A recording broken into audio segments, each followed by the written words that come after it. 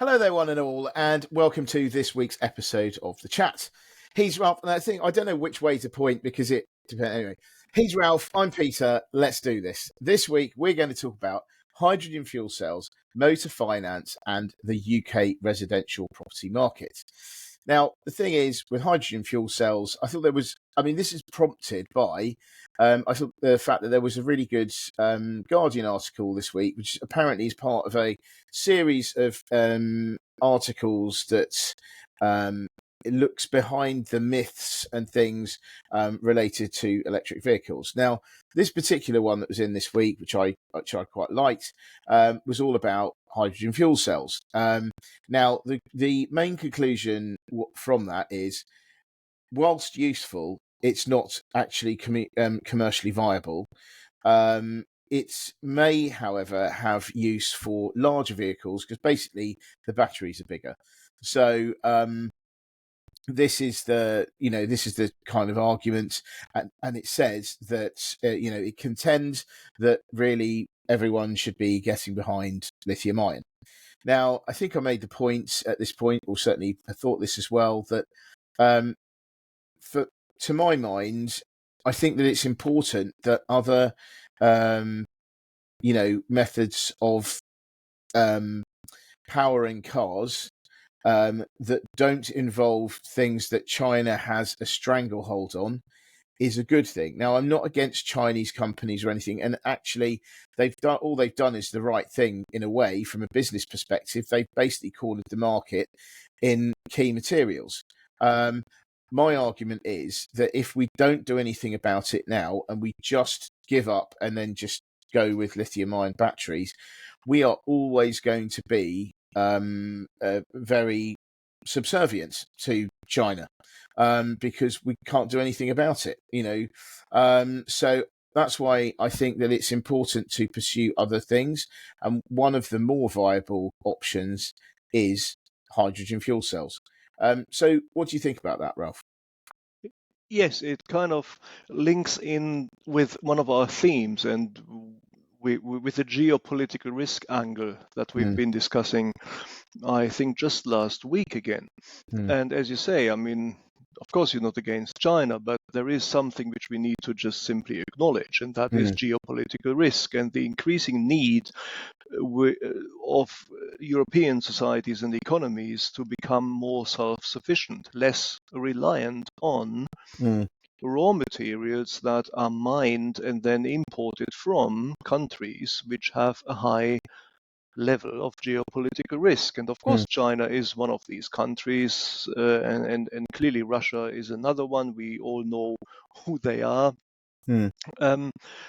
China may be currently a viable trading partner, even with the US, although clearly Chinese-US relationships are a little bit at a low ebb at the moment, but they clearly are a very important trading partner.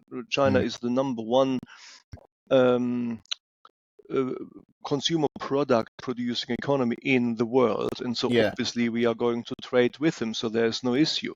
The issue would arise if, for example, they became more aggressive against Taiwan or, God forbid, even invaded them, because then of course the West will have a similar situation as we have in the Ukraine. We need to respond with some sort of sanction, and if we sanction them, then unfortunately also we're not going to get their kit, and that would be lithium in this particular case, or other consumer goods or articles. So lithium, yes, I mean, so this is one thing, and as we look through our societies, obviously embedded I did say it, I can't believe it.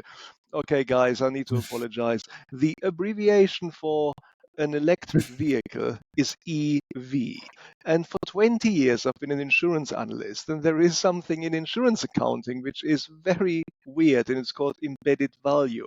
The same thing, EV. So apologies if I'm talking gibberish. It's just a remnant, a legacy of 20 years of not knowing what to do with my life. Anyway, coming back to this, we're talking about electric vehicles.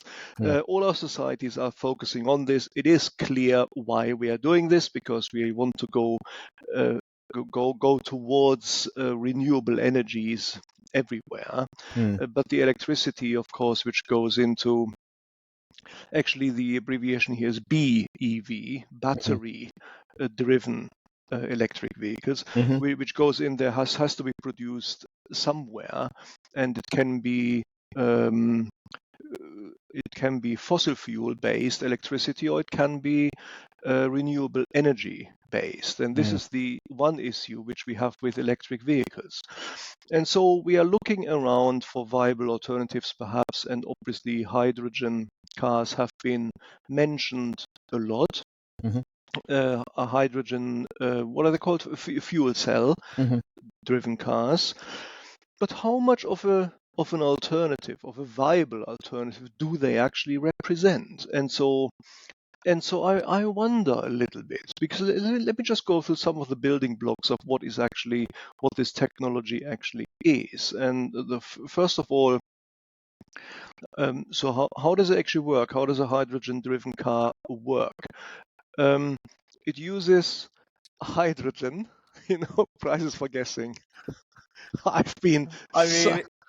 would have thought, right? Who would have thought? I've been such a leading light in my years in the city, and you can see why. I mean, nothing gets past me. Come on. Hydrogen fuel cells. Wow. What might they use? I mean, who would have guessed? Yeah. Hydrogen, yes, indeed. Yeah. No, the hydrogen needs to be produced somehow. Yes, it may be the most abundant material in the universe, as hydrogen car aficionados never cease to remind us. But of course, it has to be manufactured. It lives in water, clearly, as H2O molecule. So it has to be split off the H2O molecule, the water molecule. That is done, and I'm going to get the pronunciation of this wrong. That is done through something which we've all been forced to witness in GCSE physics at school, which is electrolysis. Well done. Fantastic. I've learned this in Germany, so my pronunciation of that word may be slightly off. And this is, of course, only the process through which the hydrogen atom is split from the oxygen atom. Now, it uses electricity to do this. So there is an input into this process of manufacturing hydrogen, which is electricity based. So it's not free, obviously. Then we have the hydrogen, and to the extent that these processes are industrially driven, the hydrogen is then stored somewhere and is fueled into the cars in the form of gas through a special and specific technology, and stored in the car in the hydrogen onboard tank. So far, so good. And then what happens is then the hydrogen atom itself is then split up into its parts, the proton and the electron. The proton is sort of allowed to float about in the fuel cell. There's nothing much. But the electron is forced to go through a circuit. And as we know, moving electrons, well, that's electricity. And that is the electricity we're after.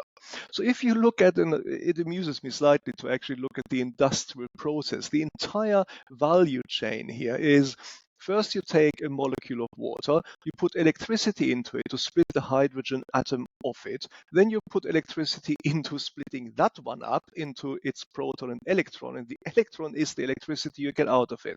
So there's a lot of electricity floating about here everywhere, twice in the input, one in the output. It is still overall efficient to do this. You still put in less electricity overall than you get out, but it is not as efficient as a battery electric vehicle. It's about 50% as efficient. And yes, obviously we need to actually therefore develop this technology, but at the moment that is the major reason why hydrogen fuel cell driven cars, this technology isn't considered to be as good as battery electric vehicles. So that's one thing. The next thing is, if you then look at these vehicles, so now we are sitting in our car and we have all the hydrogen tanked up into our tank. And the onboard engine does its thing and produces electricity, which is moving the car around. Now, that electricity also then has to be stored somewhere on board. And where is it stored? Yes, in a battery. And what kind of battery is it? Yes, it's a lithium battery. So again, this is not unicorns marching from the woods and rainbow colors coming emanating from everywhere. It is still a lithium battery which has to be manufactured and purchased, and so we are still not completely immunized here from China and lithium mining companies. But the lithium battery on board a fuel cell driven car is much smaller than that of an battery electric vehicle, a BEV.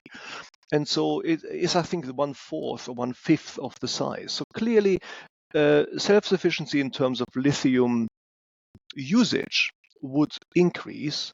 But if you take all this into the round, then you see that for the moment, hydrogen is a viable alternative. It could be developed into a viable alternative, but it isn't a viable alternative yet. And the last point I would like to make is going back to the industrial process.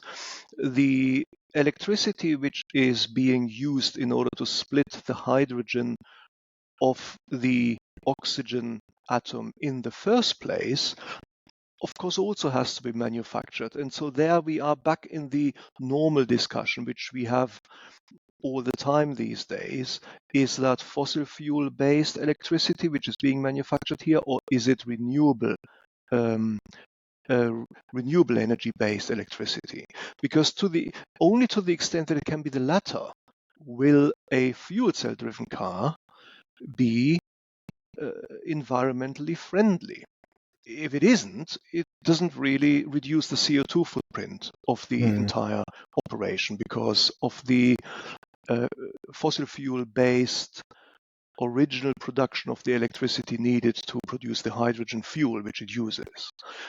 So it's not a panacea. It could be something viable, but at the moment I don't think it is. And we can see that all these issues mean that it is not something which is going to completely isolate us from the geopolitical risk embedded in some countries which are the major mining producers of lithium. Yeah, I think that's true, and but the other thing I would also say is that, these things are not commercially viable because not enough money is being put in. Often, not enough money is being put into them, and that money's not being put in because it's not popular enough. But if it becomes popular, then more money. You're in a virtuous circle. It's very difficult to break this, but as we've already seen with electric vehicles, for instance, which were not really commercially viable. I mean, let's not forget here that Tesla took years before they even saw their first profit. They were massively, massively in debt for many, many years. The only reason why they actually became viable was because every 3 to 6 months, it seems, but probably a bit less frequently than that, Musk would come along. He would say to investors, "It's all going really well, but we just need a little bit more money." And they gave it to him because he's Elon Musk and they believe in him. And so, they gave the money, they spent the money, and now look where it is. It's absolutely amazing. And look at where we have come with regard to EVs being treated, rather than as being a bit of an oddity, as something that everyone is moving towards. Yes. So surely the same thing would happen if more companies, governments, etc., put more money into looking at alternative fuel sources for cars. Then those costs would come down. The cycle has to be broken at some point, and usually that means you just have to throw a lot of money at it. And eventually it then starts working. But yeah, sorry. Yeah, no, absolutely. I mean, there is actually, if you think about it, if you sit back and think about this philosophically, there's almost no sort of intrinsic compelling use case of any product. The extent to which any product is commercially viable is always dependent, indeed driven by the framework in which it sits. As you say, I mean, electric vehicles wouldn't have been interesting. It have not been interesting for a very long time, 150 years since the invention of the combustion engine. We were all perfectly happy to burn fossil fuels. This is only relatively recently, last 10 years, possibly 2 decades, that we have understood the need to change our energy supply away from fossil fuel based sources towards renewable sources. And that is the reason why a lot of research has gone into the development of electric vehicles in the first place. Second example, of course, is geopolitical risk again. Not everybody, but Germany, for example, was massively reliant on imports of Russian gas and has managed to, well, I wouldn't say exactly immunize, but become almost self-sufficient within 2 years.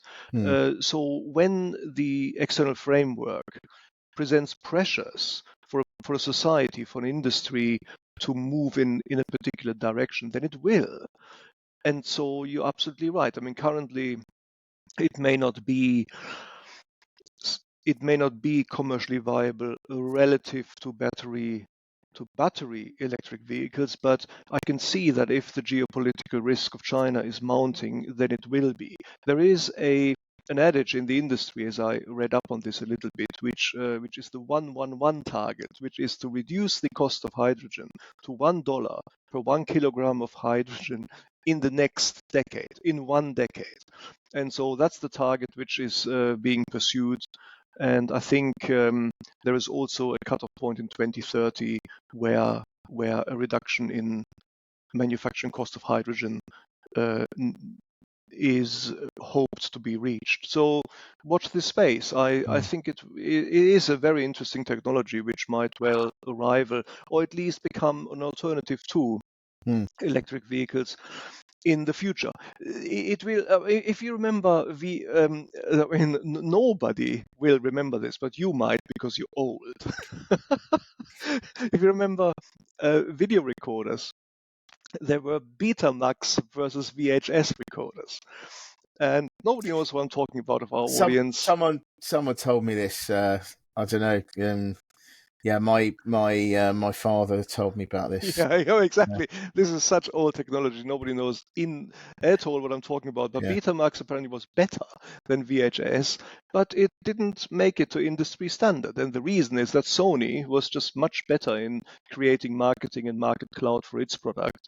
And so we'll have to see what happens here. And the other, sorry, I'm going to make another cynical point here. Is that is that I think the thing is, I reckon there's going to be a lot of resistance to any other technology because the current players have poured so many billions of dollars into it. They're not suddenly going to turn around and say, actually, do you know what? I think there's something better.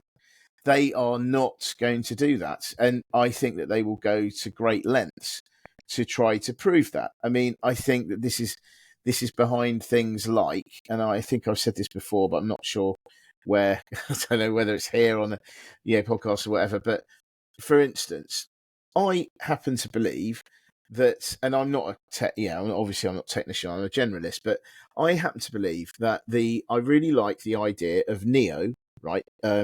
The Chinese electric vehicle company. I like their idea of removable batteries. You know, it sounds a little bit fiddly, but basically, if you have a NIO vehicle, you go to a NIO, I don't know, service center or something, and it's about the size of a shipping container, roughly. You go in, they jack up your car. They remove the battery, replace it with a new one, come out, and you're in and out within 5 minutes. Now, I think that's a great idea. I like the idea of removable batteries because I think it means that it's a lot easier to, the batteries are one of the biggest, or they're the most expensive part of an electric vehicle. The fact that you could remove it means that actually your car might not depreciate quite so much in value, because you're not really, if the battery depreciates, you go, they get a new one, so it's not a case where you have to scrap the whole car.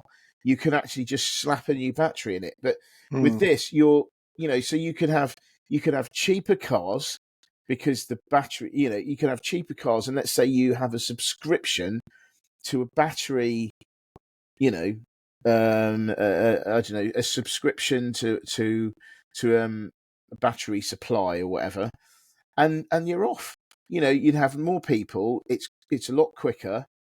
But the thing is, Tesla has said, "Oh no, we don't like that. We've tried it and we don't like it."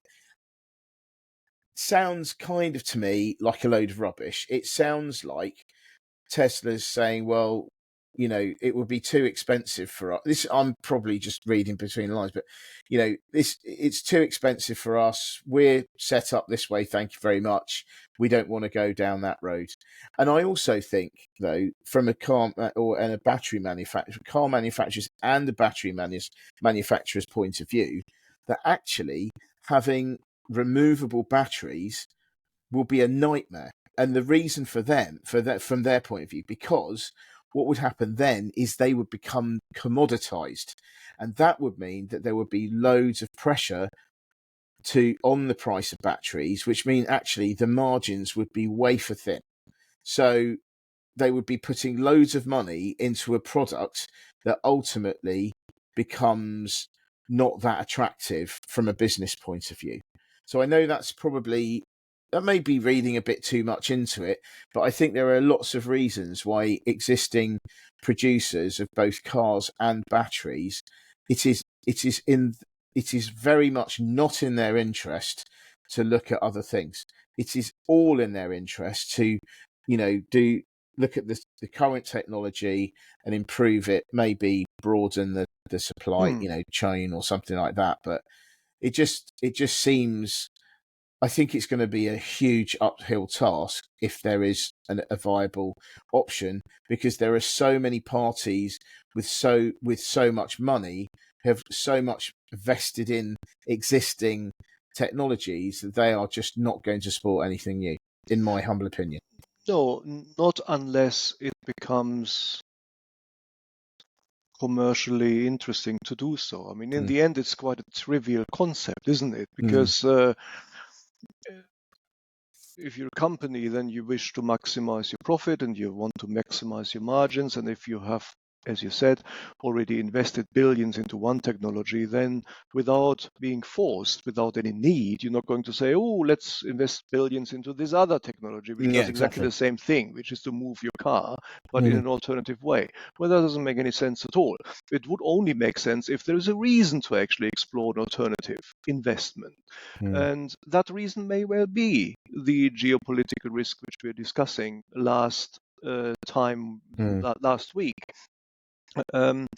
But in the absence of this, certain technologies, lots of things are doable, but few are actually, what's the word here? Interesting or commercially meaningful. It's actually, that wasn't a very difficult word. I just couldn't think of it. Are commercially meaningful, and I think hydrogen at the moment may not actually be as commercially meaningful as it might be if the geopolitical risk and commensurately the cost of lithium is increasing. That is going to be the driver of this, but nothing else, of course. Because also we need to remember that there is going to have to be an infrastructure in place which fuels these cars. We have currently an infrastructure for electric vehicles. It's not great, but it exists, with charging points. These are completely different charging points. This is hydrogen we are going to tank into these cars, and it's in gas form, in gaseous form. Hydrogen is excessively flammable. You really don't want to mess with this stuff. And again, I'm not saying it exists, the technology exists, and of course it can be made safe. But I think a hydrogen fueling infrastructure is completely different from an electric vehicle fueling infrastructure, and they can probably exist side by side, but they would require extensive investments in order to be built side by side. It's not the same, I don't think, as diesel and petrol, because the two are different forms of fuel, but they sort of use the same kind of infrastructure, so they can be integrated in one petrol station. But this can't. I mean, this is a completely different type of technology, which has to be ring fenced against each other in order to avoid the hydrogen blowing up. We really don't want this. No, I understand it burns very easily and very hot. Yes. So yes, we definitely don't want that. No, we do not want that. Definitely don't want that. So there we go. So let's move on to the second quick topic. So this one is all about motor finance. So I think we've talked about this or touched on it before. So the story here is that financing of cars in the past is now being looked at. And the word is that it's going to be like the next PPI scandal, the mis-selling scandal, which ended up costing the banking sector something like £50 billion in terms of money that they had to return to customers. In this case, in the current case, you've got the whole thing centers around the relationship between the the car lenders. The used car dealers collecting commissions for connecting buyers with lenders, and then there were various fees and stuff involved within that, and this is what's being looked at the moment by the FCA and the Financial Ombudsman Service to see whether there is a case to be answered there. Now, that is something actually I have been talking about a bit recently, but the interesting development this week is a merchant bank called Close Brothers, which is heavily involved in this. They decided to cancel the dividend, and I suppose pending the inquiry, but cancelling a dividend doesn't look good. And that's why the share price fell by 22.5% on the news. So anyway, what do you think about that, Ralph? Absolutely. I mean, first of all, when anybody mentions the abbreviation PPI, I get jittery because I still remember what that was like in the city when I was an analyst. I was an insurance analyst, guys, you know that. I never did the banking sector, but of course my colleagues did. And there was just not a week went by before somebody didn't have to comment tediously on the reserves of this bank or that bank for their potential PPI liability. And it went on for quite some time. It was very boring, but it was very important to talk about because it was a very obvious, very tangible item which affected potentially the profitability of the banks. And here we may be again, now in a different form. As far as I understand it, you're right. I mean, this is like dealerships putting the buyers together with lenders against the commission, and there is nothing wrong with that, but it looks as if these are products which are bundled and the commission isn't clear. You can't really see, it's not transparent how much the commission is. And I think, and I don't know this, but the contention must be that there were perhaps some banks which paid a higher commission, not explicitly disclosed in the contract in order to attract business. I mean, it's that sort of thing, perhaps. I don't know. I need to fact check this. The situation is developing. We don't really quite know what all the details are. But if it is of that sort of dynamic, then yes, there might be another mis-selling scandal coming down the pipe. And now looking at Close Brothers, you are right. I mean, any company which suspends its dividend, I mean, that is, I mean, guys, you can't imagine, this is the crime number one. Dispensing your dividend, not paying a dividend is absolutely awful. You might think, well, what happened here? They just didn't pay one dividend. So what? Why did the share price go down 20%? Well, the reason is that if you muck around with your dividend once, the city immediately prices in that you're going to do this again the next year and the following year. Or maybe that the new, now lower dividend floor does represent the floor from which now the dividends are going to increase in future. And all of this is priced into the value of the company.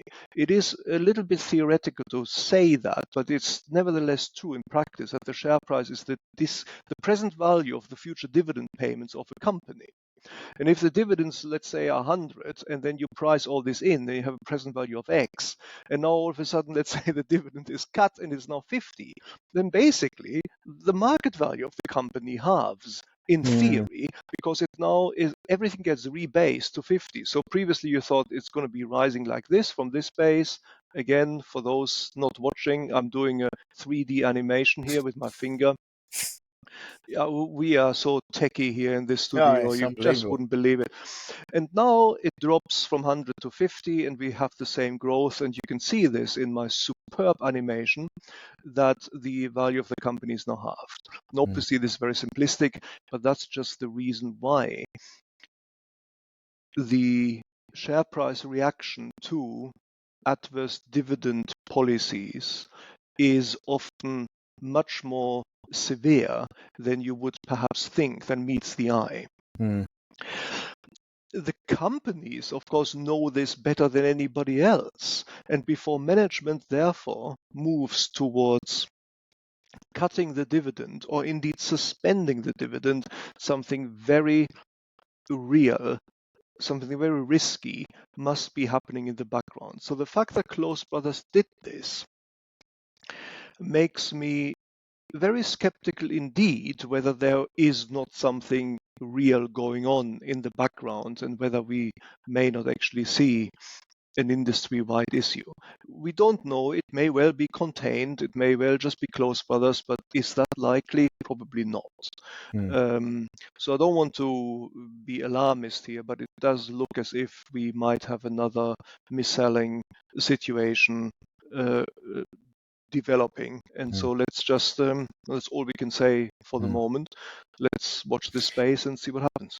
One thing actually just occurred to me when you were talking about that is, I wonder if that's actually going to be prevalent. Is this going to have an impact on consumer spending? Because I mean, way back when I started, broking, and when I met you all those years ago, there were all these windfalls that people were getting when the building societies were demutualising, right? And so this suddenly meant that people were just getting, for just being a customer of a building society that just happens to decide that it was going to float, suddenly they had like $2,000. They just got $2,000 in their pocket. Now, I wonder if this is, I mean, surely this is hugely prevalent, because I mean, every time I see a new car on the road, I'm thinking, no one buys. I mean, surely hardly anyone wanders into a dealership, says, "Yeah, I'll have one of those. Here's the money." It just doesn't. Surely most people, they say, "Okay, well, I'll put a few grand down now, and then I'll pay my monthly payments, X number of months, were this few hundred, let's say, 200 quid, 300, 400, whatever it is, right?" So, if that is the case, surely there it must be, and I don't know because I've not looked at the figures, but surely that must be a big number, and they've not even decided how long this is going to be for. So it could apply for quite a long time. So the thing that sort of just occurred to me was, well, does this mean then that suddenly, in a cost of living crisis, people are going to get a few grand in their pocket? Well, maybe, yes, to the extent that you bought your car and therefore, well, you have bought your car and therefore the contract is pre-existent. In other words, what you mentioned about building societies back in the day, that was called carpetbagging, wasn't it? Indeed it was. And I tried that. I put 50 quid in. But, just so that people know, carpetbagging was the practice of what you used to do is you used to go to all building societies and just put whatever it was, like £1,000 in or something, or whatever the minimum was. You put £1,000 in all of them, and that was essentially your bet. Exactly. That they were going to just give you free shares, and then after they got a bit wise to that practice, they said you have to have had an account for X number of years or something like that. But I was just going to say, because that's of course what I did. I went around the market and just basically put 100 quid with 10 building societies, and then they all told me, yeah, unfortunately, Mr. Hepken, this is all very interesting, but you're not going to get anything, because you did it after the cutoff point. Yes. And this served me right, of course, because my action was driven by pure greed and the willingness to benefit on the back of the system. Yes.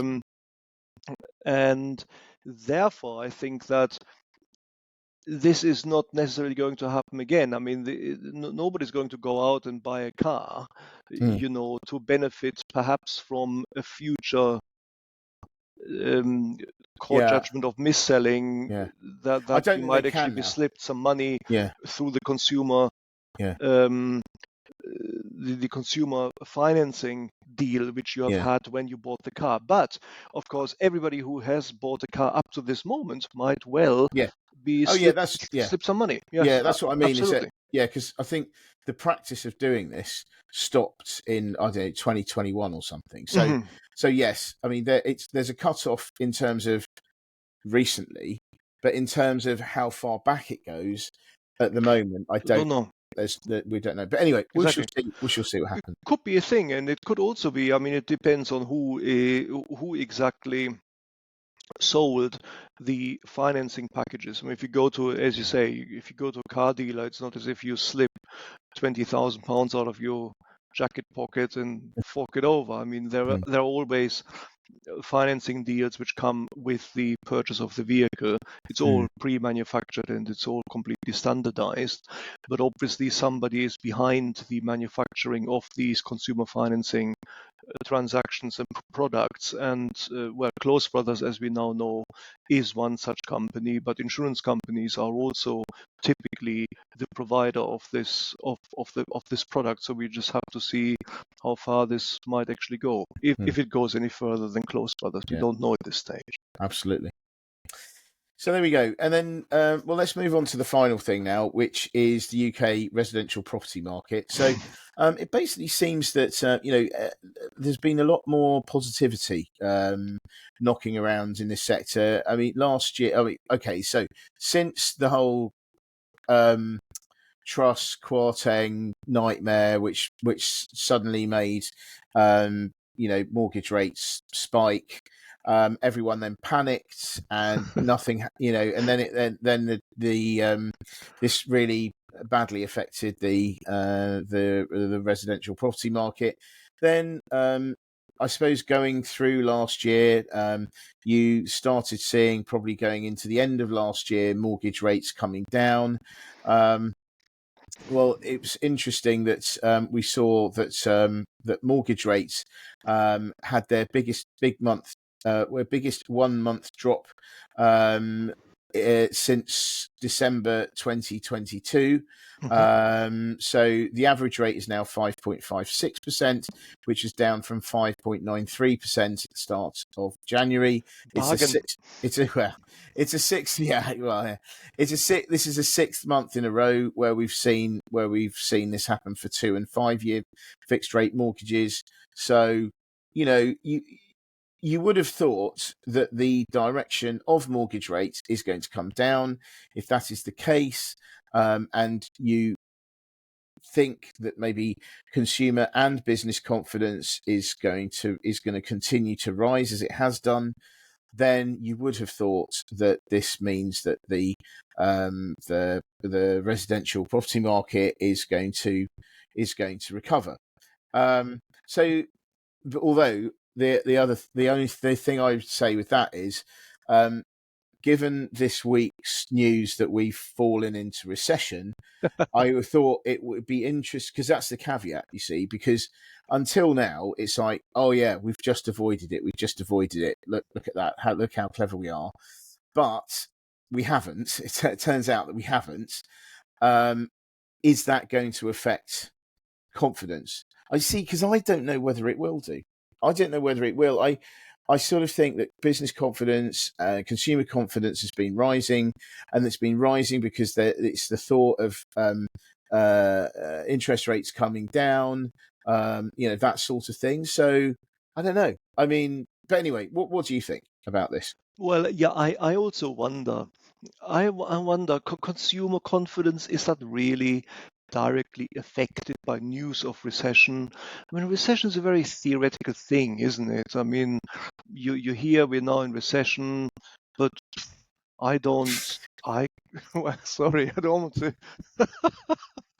to appear flippant about this clearly fundamentally existential dynamic here, but yeah. I can certainly not afford to buy less stuff than I was before I heard on the news that we're now in recession. But of course, like I said, I mean, this is not about consumer confidence per se. It is about a longer term impact. And of course, yes, sure. I mean, if nobody can afford to buy stuff, then that's not particularly good. I don't believe that is necessarily related. It is more of an industrial thing. I mean, the manufacturing sector and the economy as a whole is, of course, well, I was about to say going to be affected by it, but that's a strange way of phrasing it. I mean, it's the fact that the economy is not growing that is reflected in the news that there is a recession, which happens technically after 2 consecutive quarters of negative growth. And I'm going to say this because I do like it, so you can. Anyway, consumer confidence, no, I don't believe so. I believe consumer confidence is more affected by things which are more immediate in our daily lives, like household income. How much money do I actually have? How much money do I have in my pocket to actually buy stuff? And there, I think it is, of course, important and very good to see that the mortgage rates are coming down. You mentioned an important point here. It's a technical point, and we discussed it at some length in one of the previous episodes last year, that now we have a lot more mortgages which are fixed rate mortgages than floating rate mortgages, which was the case several years ago. 10 years ago, I think it was something like 70-30 floating. I forgot what it was. It was something like that. Yeah. And now it's going to flip the opposite way. Now most mortgages are fixed rate. And of course, everybody who owns a property knows what that means. It means that your mortgage rate is fixed for a number of years before it becomes free, and then you need to remortgage at the rate which is prevailing in the economy at that moment in time. So currently it's, what is it again, 5.25% or something. And if you lock yourself into a fixed rate mortgage of 3 years, and that is going to be your rate for 3 years, and then you need to remortgage at the end of that time, and you can just basically, well, you have to see what's happening then. Might be to your advantage, might be to your disadvantage. At the moment, I think everybody is expecting these things to be to your advantage, because we are expecting that with falling inflation, interest rates are going to come down, and when interest rates come down, of course, mortgage rates come down. So I think a lot of consumers, and this would be actually interesting to fact check, but my guess would be that a lot of consumers have locked themselves into shorter periods of fixed rate mortgage. Mm-hmm. I know my in-laws have done this. They've locked themselves into only 1 year. And at the time, I was thinking, oh, I'm the great financial expert. I'm going to say something. This may not actually be very good to do this. You should lock yourself in for longer because interest rates are going to increase. Well, I would have been wrong. That was actually a smart move to lock yourself in for another year only. Because if mortgage rates come down now, my in-laws, for example, they will benefit from it. And other people who have locked themselves into 1 year will benefit. So there's a staggered effect, a staggered impact. It is not going to be immediate as it would be with a floating rate mortgage, but it will, of course, percolate through into the economy. And the interesting thing here is also to observe that it's a genuinely positive thing, because people have less household expenses. That puts more money into their pocket, which they are possibly happy to spend in the economy. So we're all going to get a run on the Armani store in Bond Street in London. That is going to put pressure upwards on inflation again. Yes, that is true, but it's now getting very subtle, because there's positive inflation and negative inflation, as we've talked about. And negative inflation is a bit flippant now, but negative inflation is generated by a higher expense base in the manufacturing industry. It costs a lot more to manufacture the products, and so the cost is passed on to the consumer. But now I need to take the same amount of money to buy the same amount of stuff. In this situation where my household expenses are falling, the net effect may be the same as a wage increase, but the economic effect is not the same, because a wage increase has a support of inflation, because I just earn more money now for the same amount of work. But lower expenses are almost like if it adds to inflation, it's a sort of more benign dynamic, because now I can choose to buy more in the economy, and that should lead to growth, whereas the other inflation, the expense-driven inflation, does not lead to growth in the economy. And we're beginning to sort of move into this finely balanced period of time during which these two impacts, the two dynamics, the good inflation and the negative inflation, are sort of intermingling themselves. It's not as if my economics textbook is right. I mean, there's good inflation, there's negative inflation. We can sort of single out the periods during which it exists and then sort of analyze this like a textbook. That doesn't exist. In the real world, it's sort of intermingled, like if you pour latte into coffee or whatever, you don't really quite know where the one dynamic ends and where the other one starts. And I think we're moving into this type of period now. So the next year, I think the public discussion is going to be completely dominated by, the Bank of England needs to decrease interest rates. Maybe it may not, and will it or won't it? And that's the sort of expectation. But I believe that the net impact of it, bar any other fresh geopolitical developments in the Middle East, in Russia, is going to be that slowly the positive impacts are going to dominate, feeding into increased consumer confidence, eventually bringing interest rates down, and the mere expectation that interest rates are coming down will mean that share prices are going to rise. And it will mean that companies will expect that they are able to refinance themselves with debt financing more cheaply. And that is also going to therefore then mean that the price of goods is coming down. And that's hopefully we're moving now within the next year is going to mark the start of this dynamic.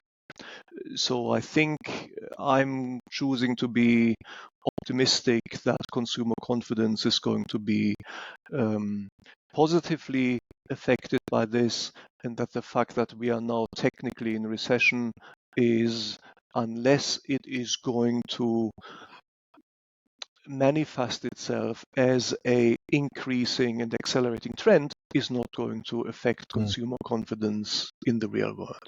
Yeah. Well, there we go. It's good to end on a note of optimism. I think. Isn't it? And I would say, yeah, I mean, I'm optimistic. I'm optimistic. So yeah, so we'll see how that goes. Obviously, you know, in the run up to the election, this is the recession thing. You know, Rishi's recession. You know, it's you know, it's an absolute gift, right? It's an absolute gift. And we'll see. I mean, you know, as I said, you know, in one of the later Watson's Dailies, I think I said something along the lines of that it's the next quarter that's going to be very important, because if that is negative growth, if that's contraction, if that is economic contraction, right, then that is curtains, I think, for this government. I think that you know, there's no getting out of it.